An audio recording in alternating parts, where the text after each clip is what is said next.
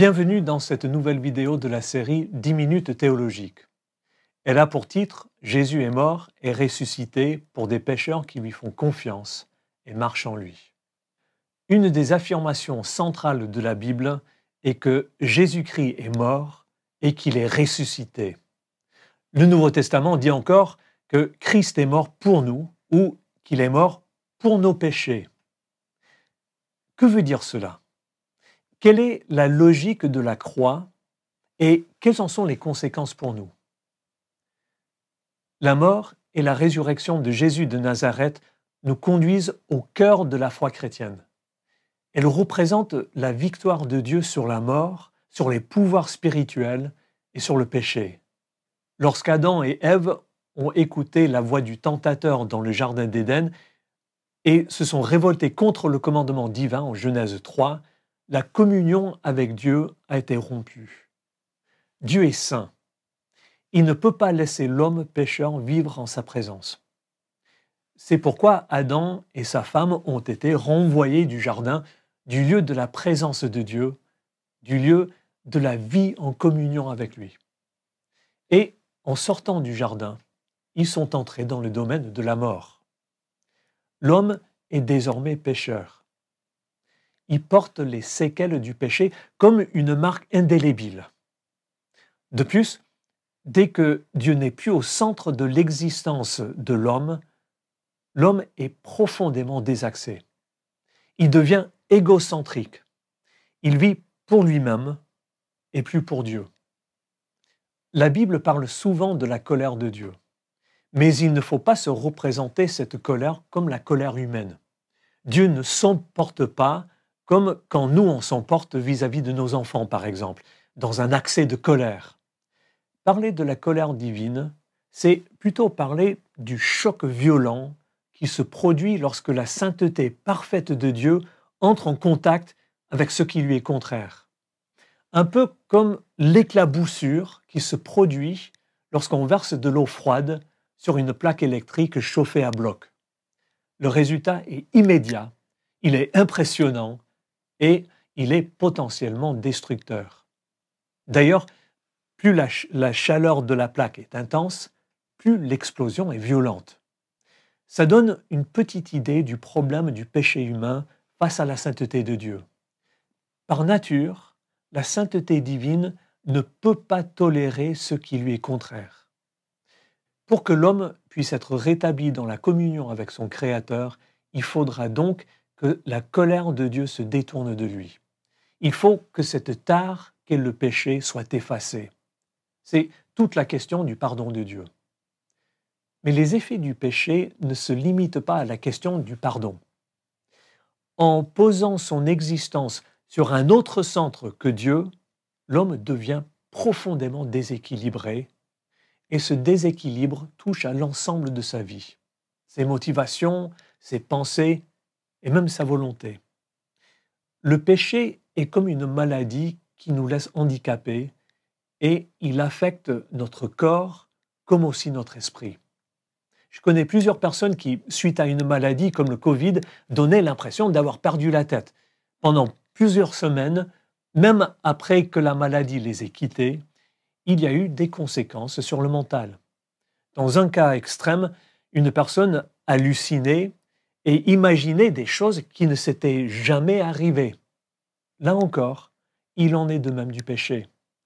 Le péché nous sépare de Dieu, mais il touche encore tout ce que nous sommes, aussi bien sur le plan physique, la mort, qu'au niveau de notre intelligence et de nos désirs les plus profonds. Dans son épître aux Éphésiens, Paul décrit cette situation de la façon suivante. En Éphésiens 2, les versets 1 à 3. Autrefois, vous étiez morts à cause de vos fautes, à cause de vos péchés. Vous vous conformiez alors à la manière de vivre de ce monde. Vous obéissiez au prince des puissances mauvaises qui occupent l'air, cet esprit qui agit maintenant en ceux qui s'opposent à Dieu. Nous tous, nous étions aussi comme eux. Nous vivions selon nos mauvais désirs, nos penchants, nous faisions ce que voulaient nos impulsions et nos pensées. Ainsi, à cause de notre faiblesse humaine, nous devions subir la colère de Dieu comme les autres. La croix et la résurrection du Christ sont la réponse définitive au problème de notre péché. D'un côté, la crucifixion est la manifestation la plus noire de la révolte humaine. Parce que quand Dieu envoie son propre Fils dans le monde, au lieu de l'accueillir, les hommes crient « Crucifie-le ». C'est aussi l'événement qui montre les machinations du monde spirituel qui s'élève contre Dieu. Mais c'est en même temps l'expression la plus éclatante de l'amour de Dieu. Paul dit en 2 Corinthiens 5, 19 que Dieu était en Christ, réconciliant le monde avec lui-même, sans tenir compte aux hommes de leurs fautes. À la croix, Jésus-Christ a pris sur lui le jugement que nous méritions à cause de notre péché. Paul approfondit cela en disant ensuite au verset 21, « Celui qui n'a pas connu le péché, Dieu l'a fait devenir péché pour nous, afin que nous devenions en lui justice de Dieu. » Ce que dit Paul ici est dense, mais l'idée est que Jésus-Christ, qui était entièrement juste, entièrement saint, s'est offert à notre place sur la croix. Dieu l'a traité alors comme s'il était lui-même le péché qu'il s'agissait de punir. Jésus, le Fils de Dieu, a été le sacrifice ultime pour détourner la colère de Dieu et l'absorber totalement. Mais Jésus est aussi ressuscité. Le tombeau vide est d'abord la déclaration divine qui atteste que l'homme Jésus-Christ est réellement le saint et le juste. En relevant Jésus d'entre les morts, Dieu montre qu'il a accueilli favorablement son sacrifice. Plus encore, en sortant du tombeau, Christ a vaincu la mort une fois pour toutes.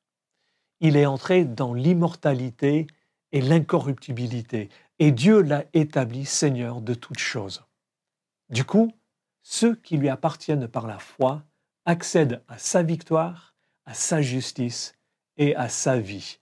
Comme le dit Paul au verset 21, « Nous devenons en lui justice de Dieu ». Comment est-ce qu'on y accède? C'est par la foi, c'est-à-dire en plaçant notre confiance en lui. Croire en Christ, c'est reconnaître notre besoin de lui, reconnaître qu'il est Seigneur, c'est-à-dire le Maître souverain, et que nos vies lui appartiennent désormais. En nous attachant au Christ, en lui vouant notre allégeance en somme, nous accédons au pardon et à sa vie nouvelle.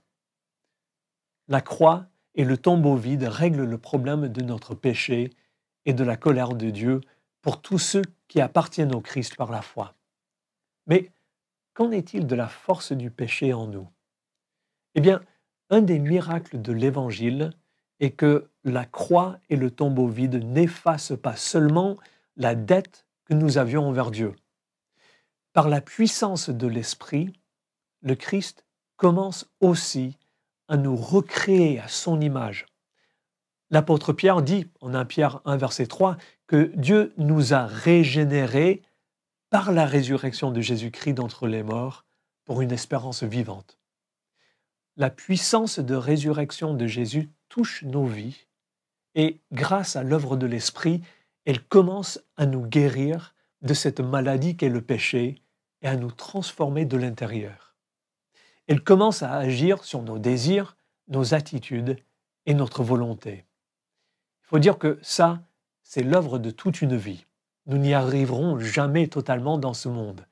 Mais grâce à cette puissance de résurrection en nous, nous pouvons faire des progrès réels et substantiels. Jésus-Christ nous appelle à mettre notre confiance et à marcher en lui. Mais cet appel n'est pas simplement un ordre qu'il faudrait accomplir par nos propres forces. Pourquoi pas? Parce que le Fils de Dieu, qui est mort pour nous, pour nos péchés, est aussi ressuscité et qu'il nous donne son esprit afin que nous marchions en nouveauté de vie par la puissance de sa vie en nous.